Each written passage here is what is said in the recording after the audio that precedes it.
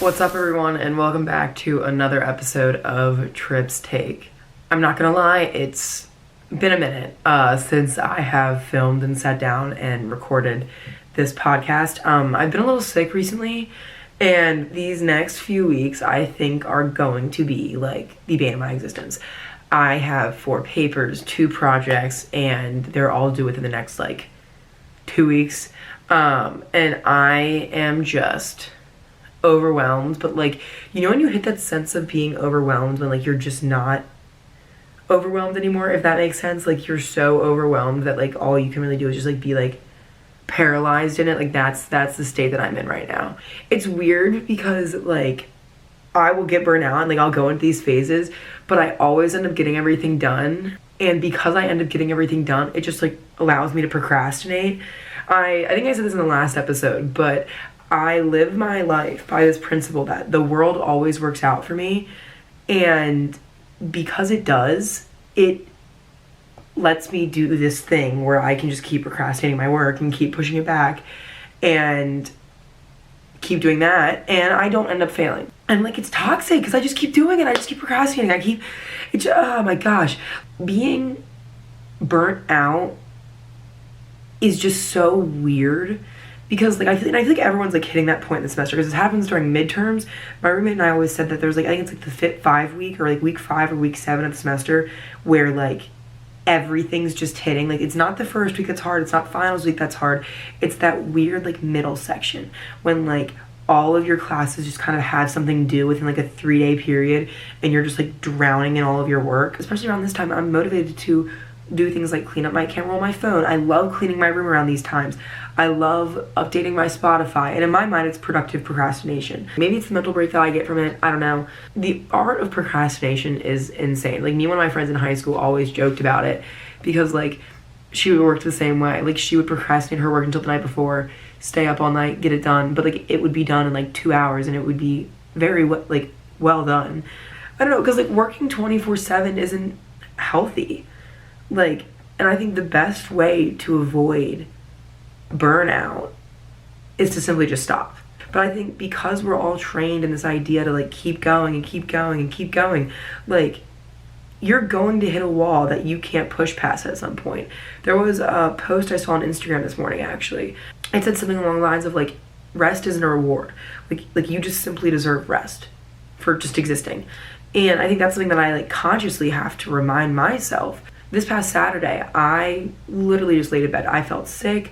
And usually on Saturday mornings, I wake up, I eat breakfast, I go on a run, I get some work done, I clean my room. Saturdays and Thursdays tend to be my most productive days of the week. And this past Saturday, I simply just laid in bed because I did not feel good. I think I have a cold right now. You can probably kind of hear it a little bit. I remember getting up and going to the bathroom, and I started to get down on myself. And I was why aren't you doing anything? At least do something productive with your time. You have all of this work that needs to get done. Why are you just laying in bed? But because I took Saturday to rest and to simply just do nothing, yesterday I got done over half of the things that I have that are due. And I think taking a step back so you don't crumble is almost more beneficial than you pushing through and simply just crumbling. Because even 1 hour a day, however long you want it to be, that break is worth it simply because it recharges you enough that you're able to keep pushing through. And I think that happened with my vlogs, because in my mind, and I don't know if this was just compartmentalization or whatever, but I couldn't do anything else until I finished a vlog. I couldn't do my homework. I couldn't edit another video. And I think the reason that it was so easy for me to stay on my grind last year was because my vlogs were my homework. I turned them in for one of my classes. I post on my YouTube channel to create a portfolio for my future. I create so I can have something to look back on. I create because I love to do it. I create because I love to just look back on the memories and see my friends happy. And I love other people to be able to hold on to that memory as well. I also love creating artsy and just well thought out videos. That is when I'm at my peak inspiration, and that's kind of where I feel now. I want to do something different.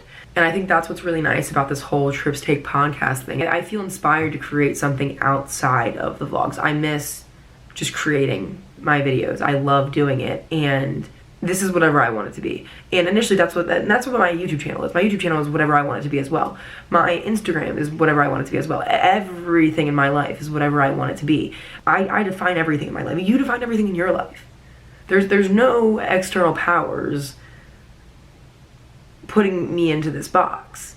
But I let a little bit too much of my identity be tied to the vlogs and a little bit too much of who I am. I felt like I was kind of being boxed into the vlogs and lacrosse, and that kind of being the only two qualities that define myself. That's no one's fault but my own. That's my own interpretation, and I want to make that very clear. In high school, I never liked being tied to one thing. I did a lot of things, and not even just in high school, my entire life. I'm blessed that my parents gave me enough opportunities growing up to find my thing, because their main thing was that I said the word thing like 5 times, but they wanted us to find something that got us excited and made us motivated, and that was just something other than school that was entertaining to us. They didn't want us to just go home and sit on the couch and do nothing, and they wanted me to find an activity. And I don't think I necessarily got an activity out of doing a million different things growing up. I think I found a lot of pillars in my life, and through that I found a niche that entertained me, kept me busy, and kept me happy. I mean, I discovered that I liked to create. I love to talk to people. Not even to people. Right now I'm sitting in my room talking to my camera. I made my bed for this.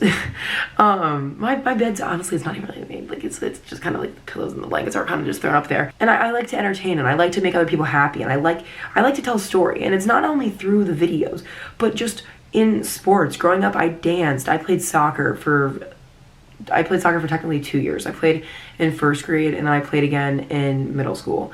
I was a cheerleader for a year. I also played basketball. I was my high school's vice president. I was in club. The club I was in tea club. I don't like tea. I'm not a tea fan. I solely joined the club because I did not like tea, and I wanted to see how that would impact my view on it. But I mean, I did a lot of different things, and I also did this stuff on the side for my own enjoyment. I talked, and I filmed videos, and I edited them, and I took pictures, and I was just always doing something that made me happy and that kept me busy. And in every single aspect, I learned that I loved somehow having a relationship with other people and somehow inspiring people and making other people happy. And I found that I loved to tell stories and just talk. And I mean, I clearly don't shut up, so I guess a podcast was the right move for this. Like I said before, I love creating actual creative and well done content. And I love sitting down and dedicating myself for editing a video for 2 weeks and just burying myself in it and just having the time of my life with it. I create for the purpose of myself. I do what I do for myself. And I don't care if anyone watches this. I honestly, I kind of hope no one watches this. This is a video diary of me actually being vulnerable. But if you are watching, I hope this somehow helps you in a way of me talking out where my mind's at and how I feel and how just social media and college, and not even college, but just the institutions of life, I guess, if we're gonna use good phrasing there, but how they all impact you. And I think something that I discovered this year especially was when I started my Tripp's Take Instagram and I started to get back into photography, because I've always loved taking pictures, but I've never really dedicated myself to it. I've never really said okay, this is going to be something that I'm going to get good at, and I'm going to take time, and I'm going to figure out how to do it, and I'm going to just start to just deep dive into photography. When I started to fall back into it this year, I really realized how much I loved doing it, and it was really nice to do something different other than just filming on my little Canon camera. I had my big boy out. I had my DSLR camera out, and I went to my friend's soccer games, and I took pictures. And I think what's nice about the photos is that, and I don't know if it's because it's a new account, I don't know if it's because I simply just don't check, but I don't know how many likes my pictures get. And I don't pay attention to how many likes my pictures get. Whereas like the vlogs, it's easier to track how many likes, how many views, and all of that kind of stuff. And I think it's because I have been so attached to my videos, and because I spend so much more time on my videos, whereas like pictures, it's kind of like, okay, I'm just gonna go mess around with it and whatever else. And I'm like, and it's so weird, because like, I'm not even famous. I don't even have like followers. Like there's no reason that I need to like sit down and actually like feel any of these emotions or any of this weight.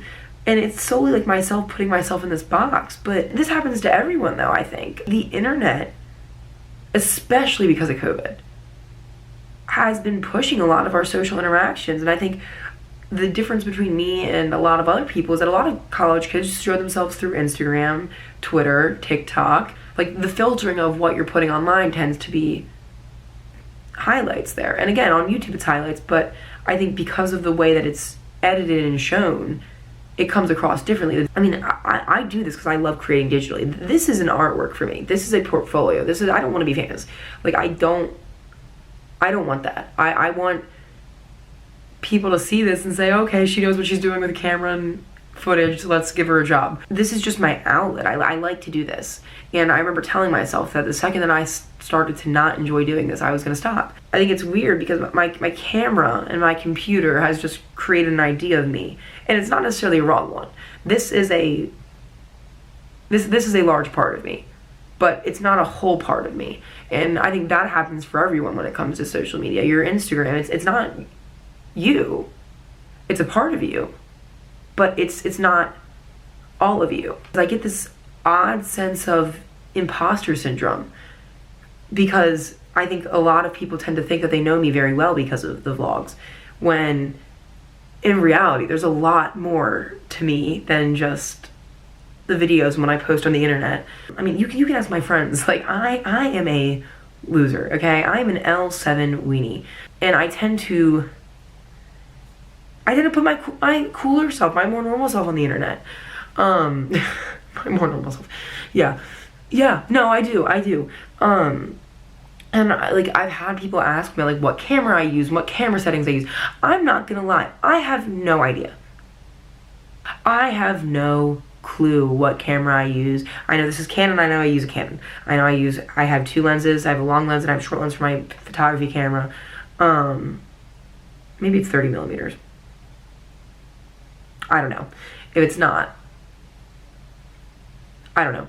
Like I'll even have people ask me like what settings I put it in, and I'm gonna be honest, I mess with buttons until I get it to work. I don't know. I don't have a system down. I love filming, I love taking pictures, but I love editing more. That's where I exist. That's my favorite thing. I use Final Cut. I could talk for hours on how I edit my stuff, and not necessarily my vlogs, or not necessarily this, because this is going to be rather simple. At least I'm planning on making it rather simple, but more so my more creative pieces. I love to transfer, I guess, feelings to other people through my editing, and I love to make people feel it a certain way. I love that feeling when you're watching a video, and especially when it's one of like my friends, and ones of just like solid memories that I have, where your heart just gets overwhelmingly full and you're just like, that was a good moment, and that person looks so genuinely happy right now, and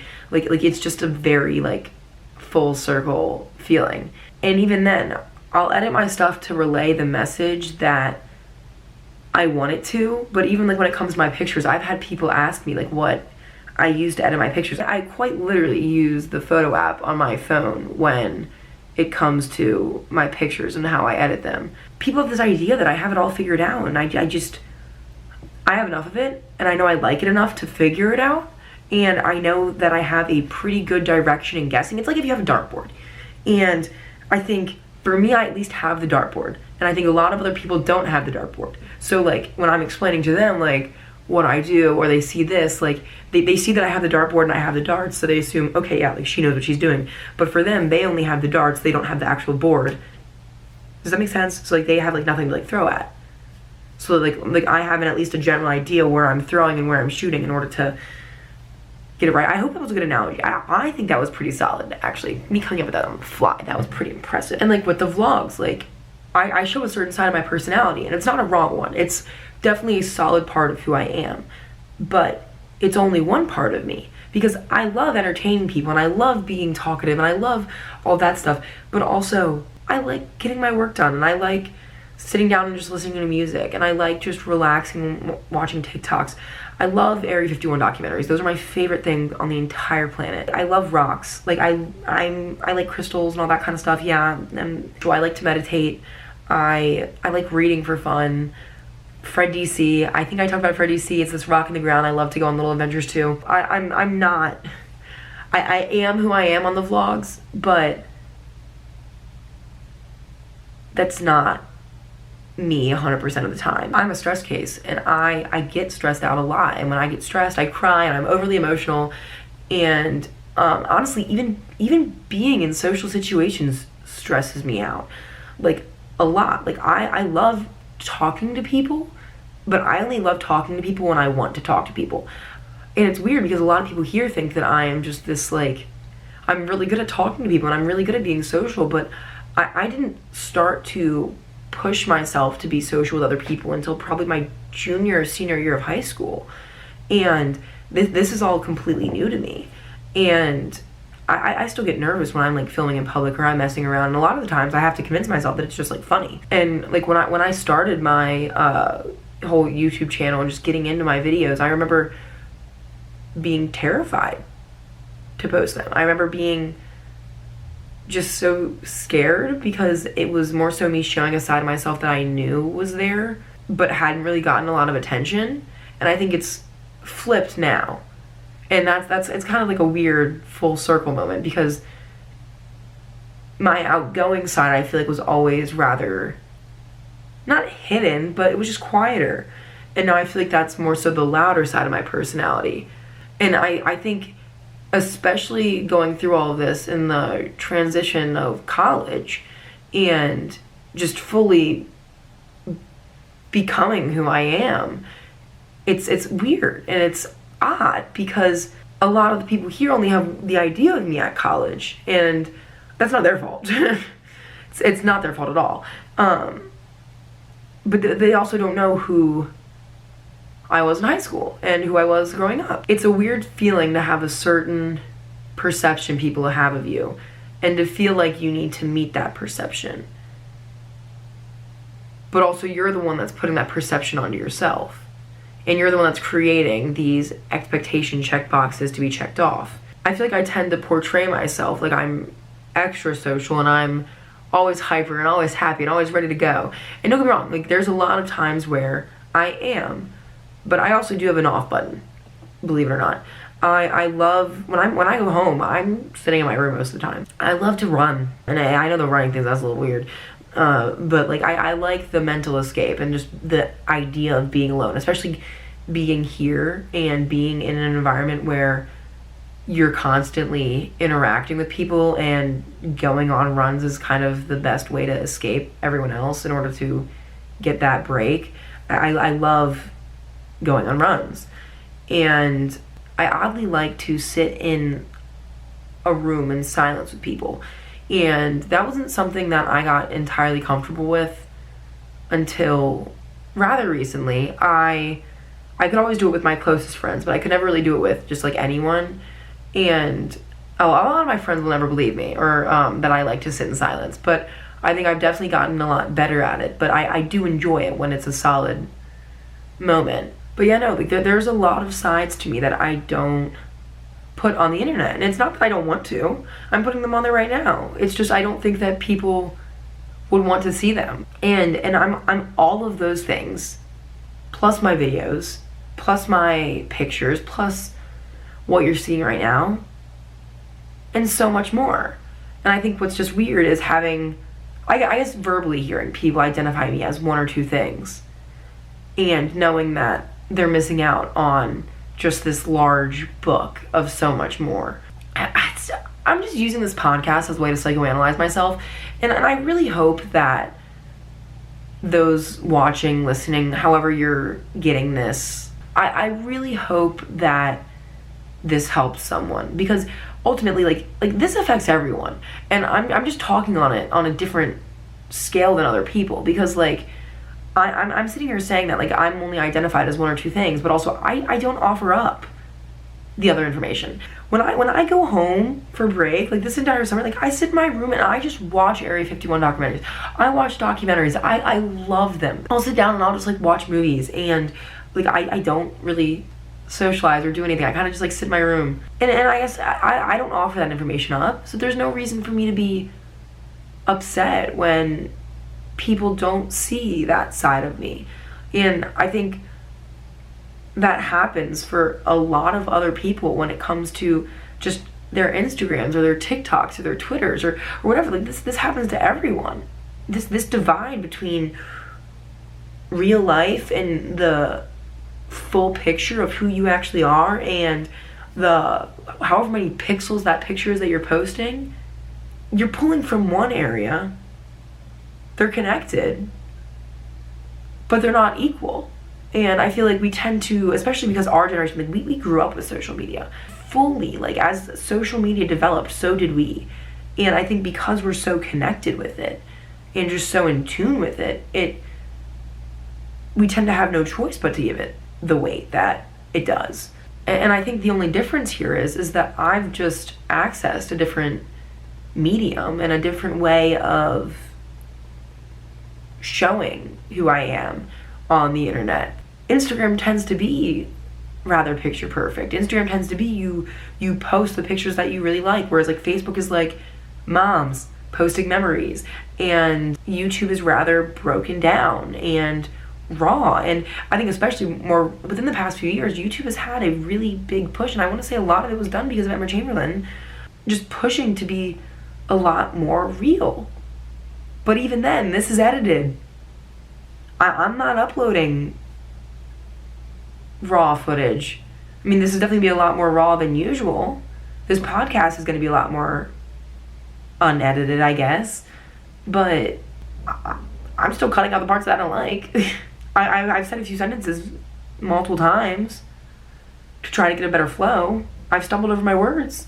And I've made a really big effort, I think especially last year, to show more of who I am on YouTube in a deeper sense. I've made videos on my mental health, and I've made just more artistic videos showing that I truly like to do what I do. And I've made my little like highlight reels that I'll put into the vlogs, because it's more than just me wanting, I said it before, I don't want to be famous. I don't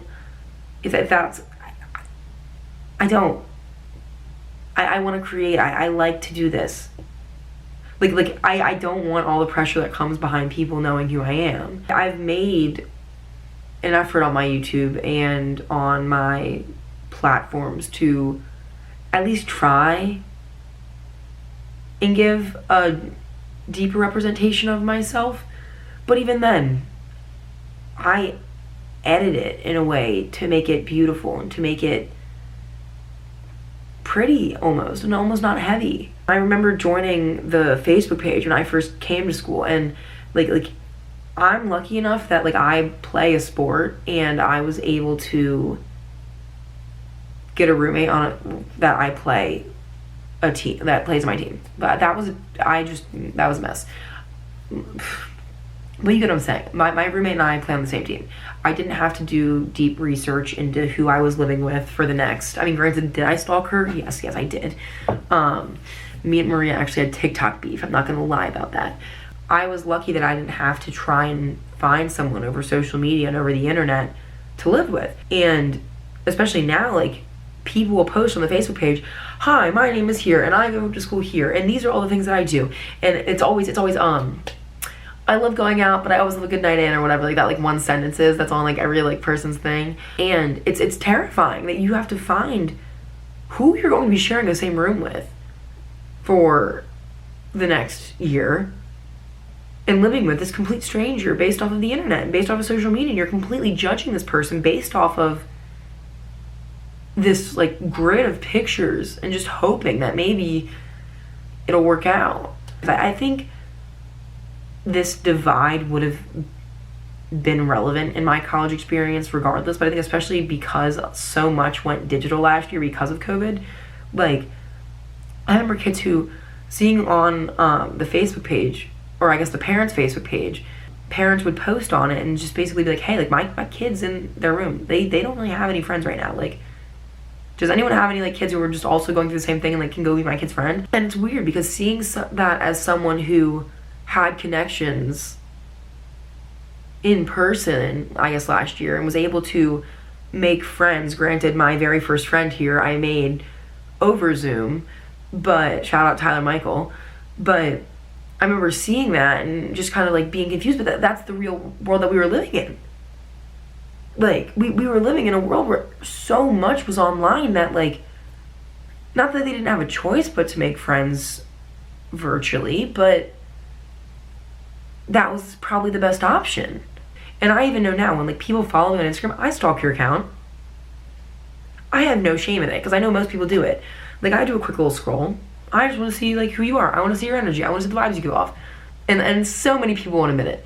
But it's true. Especially, like, today, like, social media is an easy way to start conversations. I know I'll see people, and if I see they posted that they went on a trip or they did something, I'll bring that up in conversation. And I can't blame people for when I'm in a conversation or there's, like, a little lull and they bring up the vlog. I do the same thing. I just do mine on a different scale. I can't be mad at people that for this, like, this box that I'm sitting here and I just keep saying that I'm put in, I fully put myself in it. And I guess if anything, I'm talking about this to essentially hit the point that, like, if you feel like you're not who you are on Instagram, because I know especially for a lot of people who end up just not liking their school or not liking and want to transfer, it's hard because when you look at all of your friends on social media who are posting on Instagram and they're posting with their friends and they look like they're having a great time, they could be completely miserable at their school too. It's just they're choosing to show their highlights. There's a lot more than what you're seeing on the screen. And I think especially because of COVID and this just large push towards the digital world, which again isn't wrong, but it's also not right. It just is. It's allowed it to give more weight to people's definitions of themselves, when in reality that's one narrative. I think if anything, I'm also just using this podcast as a way to show that there's more to me than my vlogs, because, like, I haven't put this side of me on the internet, and I think it's almost a sense of embarrassment, I guess. And I'm not embarrassed of this side of myself. It's just, I think these type of sit down talking to a camera videos are, I can't sit down and say that I'm filming this for the memes. You know, like, if I have my vlogs, and I think I was really scared that I was gonna get made fun of for it. And that goes, again, you tie back to any other college student. A lot of people overthink when they post. They think what they post. They want to make sure that they hit a good time so that way they can get, like, a lot of likes. Like, it's a thing, and it's weird that, like, we weigh our worth, I guess, or not even worth, but, like, weigh that, just whatever that plays a weight into. It's weird that we give it a weight, but I want to give more of that weight back to my genuine self. It's my job to show the sides of myself that I want to be known and that I want to be seen. And that goes for any interaction ever. The internet is just a different place for it to be housed. Like, quite literally, like, if I wanted to go hang out with people and just completely change my behavior to be shown in a certain light, that's how they're going to interpret me. So, like, it makes sense. Like, if you only post you smiling and you being happy and you being this hyper social human being on the internet, that's what everyone's gonna think that you are. And it's not that you are. It's not that I'm not. It's just that I also love sitting in my bed and doing nothing. It's that I also love meditating. I also love taking time to myself. And I think if anything, I was just upset that those factors of myself weren't being seen, or I guess being actively sought out. But also, if people don't know that they're there, people aren't going to look for them. This is quite literally me just talking to myself and giving myself advice at this point. I'm just completely psychoanalyzing myself from this. And I hope that, like, no one sees this and feels bad about it, because it's no one's fault but my own. I don't know. This is funny because I'm gonna like go back and I'm sitting here talking about how I'm gonna be more raw and more real on the internet, and I'm gonna go back and I'm gonna edit all this. I don't know. It's just kind of silly. I guess that was my take. Tripp's take. Bum, bum, bum. I don't know. I mean, let me know what you think. If you're watching this on YouTube and you want to leave comments on it, let me know what you think. Let me know how you think the internet relates to you, because I find it very interesting, and especially how each social media platform provides for a different window for people to be seen in. So, yeah. All right. Bye, gangsters. See you next one.